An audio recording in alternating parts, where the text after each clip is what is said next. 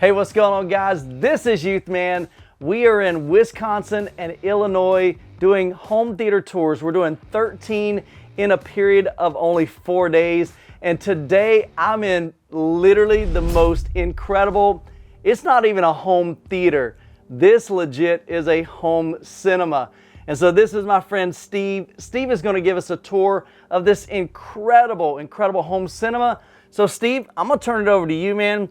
We're going to walk through all of your equipment, go through the room, and just kind of share with us your passion for home theater and just the process you went through and maybe some of the decisions that you made with this home theater.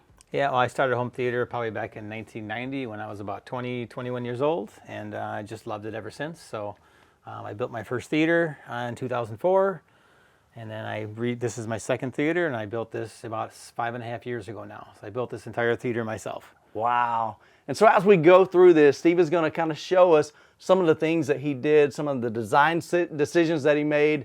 And the first thing, let's just kind of take a step back because you really need to see the scale of this monstrous screen. So Steve, kind of tell us a little bit about the screen, the size, and then we can go on a little bit what's behind here. This is the Seymour. It's XT center material. It's 206 inches wide, which is 17 feet 2 inches, and it is a 224-inch diagonal, 2.35 to 1 scope cinema screen. Holy cow.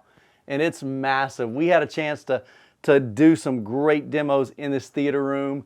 And literally, by far, Steve, I say this from true sincerity, I haven't experienced something like this in my local cinema. I mean, legit, especially with some massive subwoofers, which we'll share with you up here as well as back there. You've just done a phenomenal job. And so let's kind of take our audience through the various areas of your theater room. I'm going to step aside and I'm going to just kind of let you give us a tour of all the equipment, and let's just go through this incredible home theater cinema. Yeah, actually, when it comes to home theaters, this is my second theater I built. The first one I built was in 2004 on my old home, and that was 8 feet high, like 15 feet wide, and about 18 feet deep, and it worked really well. But then I got a chance to actually build a second theater to build a new home, so I decided to build the basement 11 feet deep, just in this one area for the theater. So this theater is 11 feet high, 18.5 feet wide, and about 25 feet deep.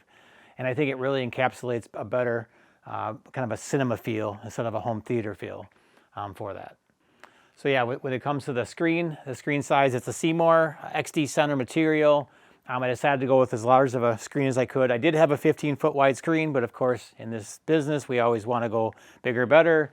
So I ended up going with a 17-foot 206-inch wide screen, and it's a 2.35 to 1 scope screen.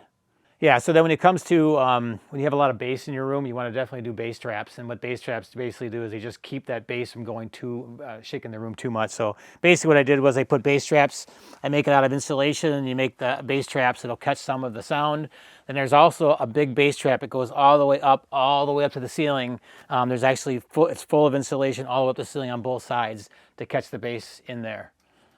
Yeah, then obviously for bass traps, you always want them in the corner. So I have on the entire floor, it's going to catch all the bass coming into the corners. So like I did in both my theaters, I used a fabric for the walls. This is called Silent Source fabric. It does help for the acoustics a little bit. It does work well, but it also looks really well for no reflections. It just looks well in a theater in general. So I actually ran it all the way down on the walls. Some of these are really hard to put in because you have to be glued all the way down in one shot, and you get one shot at it or it will not look right. And then you come down here, and these are more traps. These are more traps for sound, so it actually stops the sound from echoing too much on there.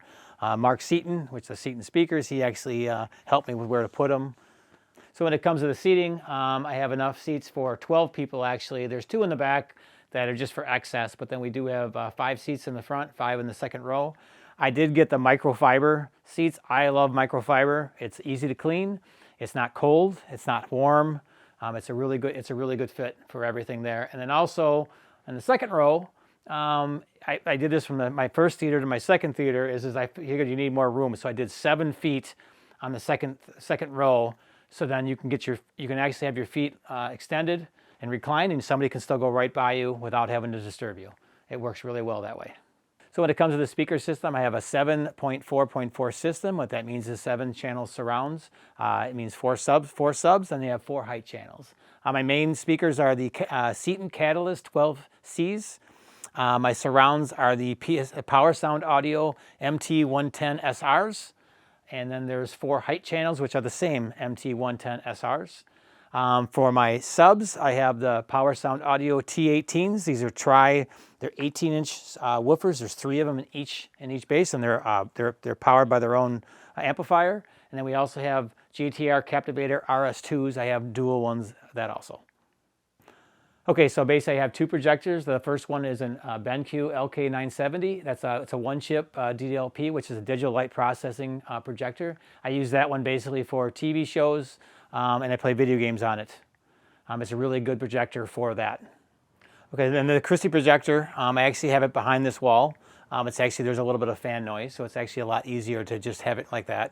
That is a Christie WU12K-M. It's a 3-chip DLP projector, and all that means is it's got 3 chips, so each color, the blue, red, and green, makes it a lot better for colors. And then when you come over here, this is my equipment. The equipment, I have amps. I have 2 Outlaw amps. One's a 7900. This is a 7 by 300 watt amplifier. It actually has 2 plugs for it, 2 20 amp plugs for it, because it's actually 2100 watts. This one is 5 by 125 watts, so there's 12 channels you can have. So you have the 12 speakers in there. This is my home theater PC. This is you can run everything from Windows on here to movies, and you can run anything you want on there. And then my processor is a monoprice HTP1 with a Dirac and base management, and it's been a really, really good processor. So then obviously with the 2 thermostats, I have one, obviously you can heat and cool, but the second one is this is something I did because basements are a little cooler. I actually have radiant heat in the floors in the theater. So actually it'll be on all the time. It keeps it warm even in the wintertime. And those 2 tickets are actually from a good friend of mine. He has an awesome theater himself, and he always prints out tickets every time we watch a movie. It's pretty cool. So I was building this theater room. My wife for my birthday got me a really nice cool LED light. It's like a movie reel. Not sure what movie's on there, but it's a really neat feature for the theater. Yeah, so when it came to the ceiling, I just didn't want to have a flat drywall ceiling, so I ended up putting just a little design in there for it, and then I have each individual section with drywall, and then I put the acoustical fabric on top of that. So if I ever had to get underneath it, it would actually work out well. In the front, I'm actually starting to put fabric on the front part of it, if you can see that. So because you want the least amount of reflection you can possibly get off the screen is what you want, and it worked out really well, and I like the way it looks. So basically in the front, like I was talking about before, is I'm actually putting fabric on the columns too, because you do not want any reflection. If you can get off the screen, it gives you a way better picture. So I've done it with those 2. You should be able to see it in the camera. I'm actually going to be doing it on each side. So then over here, I'm going to do the exact same thing I did on the columns. I'm going to do it on the soffits. I'm going to put about 6 feet. I'm going to wrap that. So that's why it's going to cover up the light, but I don't need the lights anymore. I already disconnected them. So it'll make almost no reflection all the way from the walls, the ceiling, and the floor, and it'll get a way better picture that way. Steve, this legit is the coolest. I've never seen a home theater this scale. I mean, this literally is a home cinema. You've done an amazing job with this, and I love the fact that you've done all this yourself. That's pretty incredible feat. I know a lot of you guys, you build your own home theaters. I don't have that skill at all, and so I definitely applaud you. The architectural, the design, this crazy screen, I mean, that is phenomenal. And the demos that we went through just were absolutely just super impactful, with the 6 18s here, and you've got another 4 18s in the rear.